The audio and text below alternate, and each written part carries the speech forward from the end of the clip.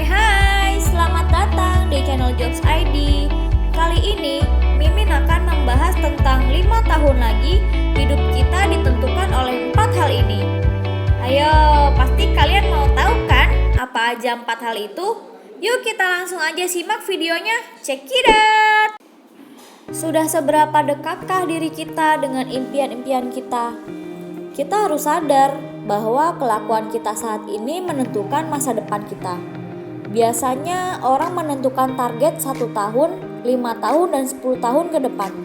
Setelah target itu ditentukan, yang harus kita lakukan tentunya adalah mencapai target tersebut. Namun banyak sekali penghalang dan pengalih yang membuat kita melenceng.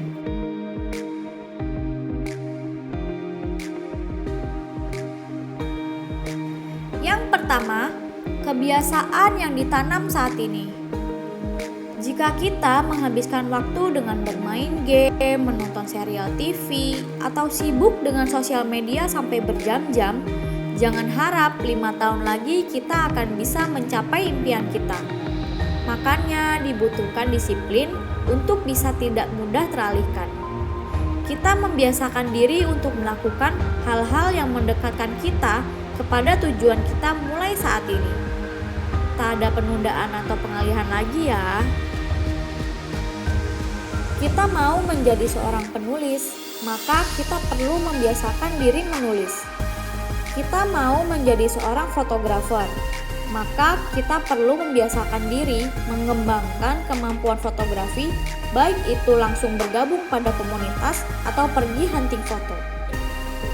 Kita mau menjadi dekat dengan Tuhan, maka kita perlu membiasakan diri bersekutu dengannya.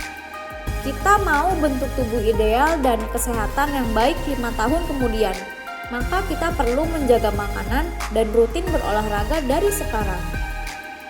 Membentuk kebiasaan bukanlah suatu yang akan terjadi secara instan.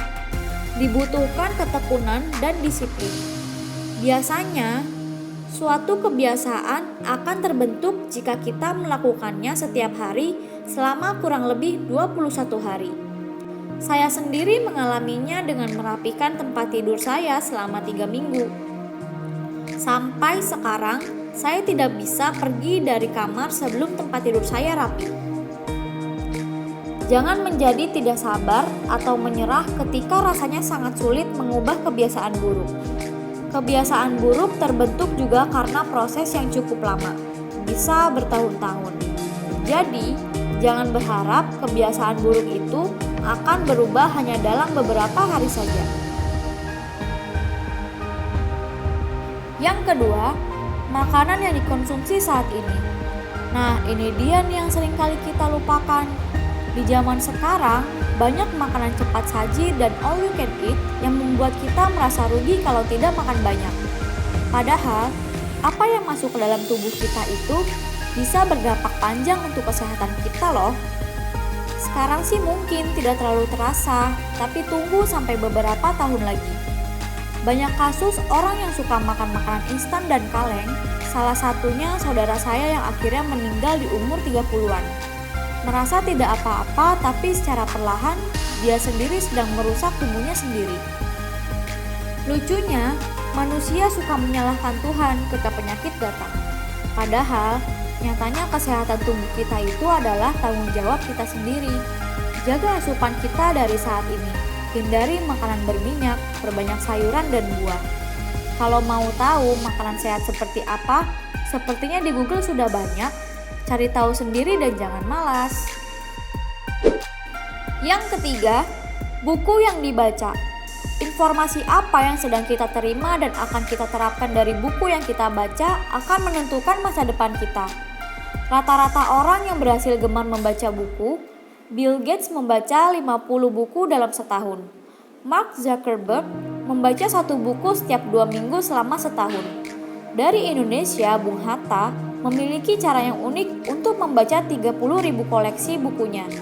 Warren Buffett menghabiskan 80% waktunya dalam sehari untuk membaca. Anthony Robbins pernah membaca buku 700 dalam setahun. Tidak suka membaca? Mungkin alternatif lain adalah dengan mendengar audio atau menonton video-video pengembangan diri yang sangat mudah kita dapatkan dengan teknologi zaman sekarang. Ada TED Talks, YouTube, dan cari saja yang lain sendiri. Kita bisa belajar dari pengalaman orang lain. Kegagalan juga bisa kita pelajari dari mereka. Kita menghemat waktu untuk gagal karena kita sudah belajar dari cara-cara orang yang pernah gagal. Intinya, kita harus mengisi diri kita dengan pengetahuan dan pemahaman, terutama dalam bidang yang ingin kita tekuni. Ingat, investasi terbaik adalah investasi terhadap diri kita sendiri. Yang keempat, orang-orang yang kita habiskan waktu bersama saat ini. Dengan siapa kita berteman saat ini? Apakah dengan orang-orang yang berpikiran negatif atau tidak mau maju?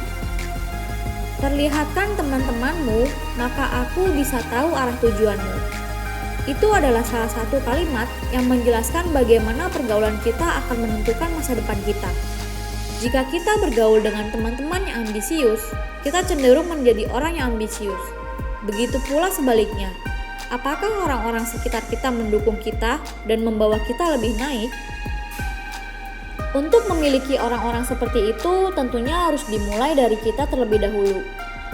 Jadilah orang yang menyenangkan, bantu teman-teman kita, luangkan waktu, tenaga, atau bahkan materi untuk bersama teman-teman yang membawa kita naik.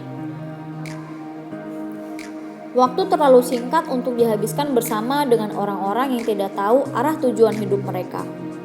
Bukan berarti kita memutuskan hubungan, tapi kita harus menghabiskan waktu dengan orang-orang yang optimis dan mau mendukung kita dengan tulus. Yuk kita sama-sama perhatikan keempat hal ini, dan kita mulai dari sekarang untuk bisa memiliki 5 tahun yang sesuai dengan impian kita. Sekian dulu ya videonya, terima kasih yang sudah nonton. Jangan lupa Jangan lupa like, komen, dan subscribe channel ini.